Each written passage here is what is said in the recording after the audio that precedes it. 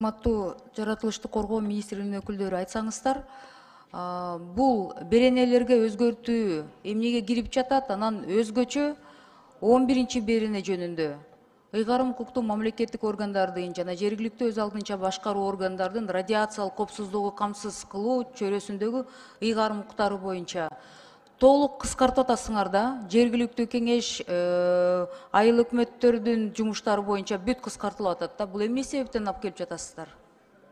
Негизги себеп болуп эмне болду? Министр жооп берсеңиз. Урматтуу Элмира мырза, инвентаризация кылган болчубуз бүтүн закондорду, бүтүн мыйзамдарды инвентаризация кылып, ошону порядокко алып келип, үчүн ошол мыйзам иштетилип чыгылды. 11 беренедеги болгон функциялардын баардыгы ошол функцияларды аткарат. Биздин министрлик дагы, башка министрликтер дагы, жергиликтүү органдарда баары аткарылат. Бирок ошону аткаруу функцияларын биз айтып атабыз, закондо тиги министрлер кабинети өзүнүн жеке чечими менен кабыл алынат депчи. Bundan кийин бул закон мыйзам кабыл алынгандан кийин постановление даяр болот, ошо постановление ошол функциялар бар ошол жакка. В соответствии с каким законом алып келдирип атасыңар? Так айтпайсыздарбы анда? Кайсы мыйзамда жазылып турат? Ошо эмне менен в соответствие приводим деп атасыңар? Эмнеге в соответствие приводите?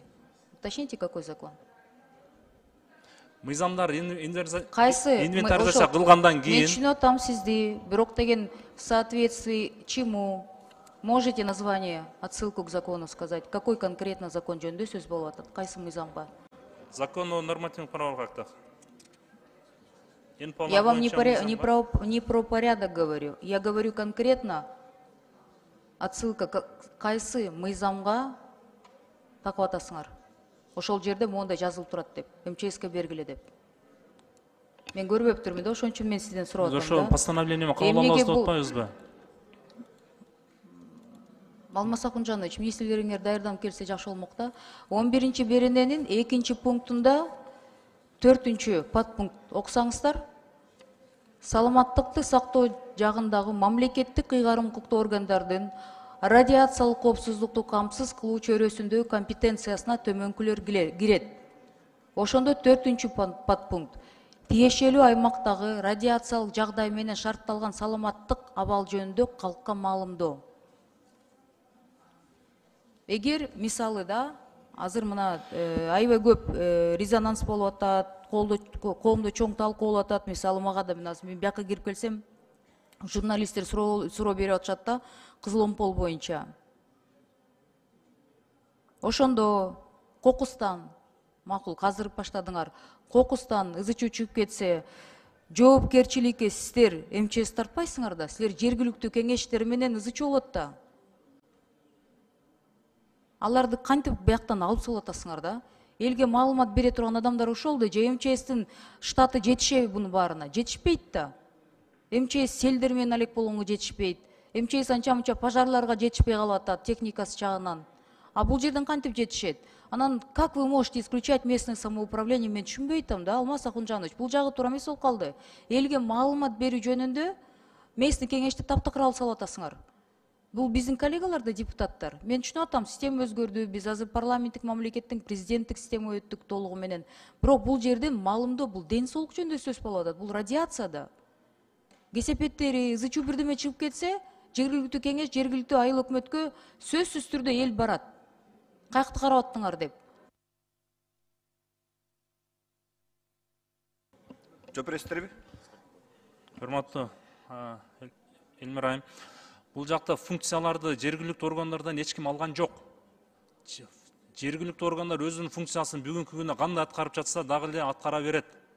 Мыйзам кабыл алынгандан кийин ошол жердеги мына мыйзамда жазылган функциялардын баары постановление менен бекитилет. Мамлекет, биздин министрлик, жергиликтүү органдар, МЧС, бүтүн андай мамлекеттик органдар өзүнүн функциясын бүгүн кандай аткарып атса, ошол бойдон аткарып кете берет. Ошол маалыматты жергиликтүү органдар бериш керек болсо, жергиликтүү органдар берет. Алардан функцияны эч ким алган жок. Функция ошол бойдон калат, бирок ошолордун муну мыйзамдан алып туруп, мыйзамды биз порядокко келтирип жатабыз. Минюстун кеңеши менен бул постановление чыгат, ошо постановление бүтүн ошо функциялардын баардыгы ошол жакта камтылат. Рахмат. Бешинчи процедураны Эльвира Жигалбековна, оюңузду бүтүрүп алыңыз. Нурлан Асанбекович, мындай коллегалар угуп атабы, укпай атабы эми мындайда бул жерде деген министр туруп алып туруп жалган айтып атканы уят да. 11-берене ыйгарым укуктуу мамлекеттик органдардын жана жергиликтүү өз алдынча башкаруу органдардын радиациялык коопсуздукту камсыз кылуу чөйрөсүндөгү ыйгарым укуктары деп туруп мына пункттар белгилеп атат да. Кыргызчасын, орусчасын кааласаңар окуп берейин. Ошонун арасында деген элге маалымат берүү жөнүндө айыл өкмөт, местный кеңештин депутаттарынын функциялары алынып атат. Бул мыйзамыңарды окубай келсеңер, давайте бул мыйзамды анда кайра комитетке барып туруп, кайра иштеп туруп, министр өзү түшүнүп алып туруп анан келсин. Уят. Эртең ушундай бир ызы чуу чыга турган жерде эл каяка барат, эл бияка келбейт на местах. Эл МЧСке барбайт, МЧСтин өкүлдөрү жок ар бир айыл өкмөттө. Алар айыл өкмөттүн башын ортушат. Айыл өкмөттүккө барганда айыл өкмөт эмне дейт? Бийлик кайра жаман көрүнөт. Биздики функциялар кыскартылып койду деп кол көтөрүп берет, барла МЧСке барла деп. Ошентип жооп беришеби? На местах ызы чуу болот да. Анан бул деген маалыматты бербегиле деп атасыңар, эмнесин жашырып атасыңар? Ошон үчүн элдин баары суроолорду бизге берип атышат да. Анан урматтуу министр, эми сиз биякта мен процедурага чыкканда жооп бербейсиз, бирок сизден суранычы. Мыйзамыңыз тап келип аткандан кийин, защита келип аткандан кийин окуп алыңыздар. Урматтуу коллегалар, эгер министр өзү түшүнбөй алып келип атса, давайте пусть доработает в комитете еще раз. Пусть он хорошо прочитает, анан алып келиңиздер. Уятта местный кеңешти маалымат берүү деген функциясын алып атасыңар. Местный кеңеш менен айыл өкмөттүкүн. Завтра ызы чуу болсо, местный депутаттардын, көлдүн депутаттары менен ошол Кызыл-Омпол боюнча нарынды депутаттардын башы ооруйт. Анткени акты МЧСтин өкүлдөрү жок ар бир айыл өкмөттө. Анан бирдемени айтсаң эле жаман көрөсүңөр да, министрлер даярданбай келишет. Рахмат. Рахмат, Эльвира Жигалбековна. Биз мыйзам долбоорун биринчи окуудан карап атабыз, концептин карап атабыз. Сунуштарды берсеңиздер. Мээрис Юсупжанович, депутаттын айткан сөздөрүнө кунт коюп уктуңуз.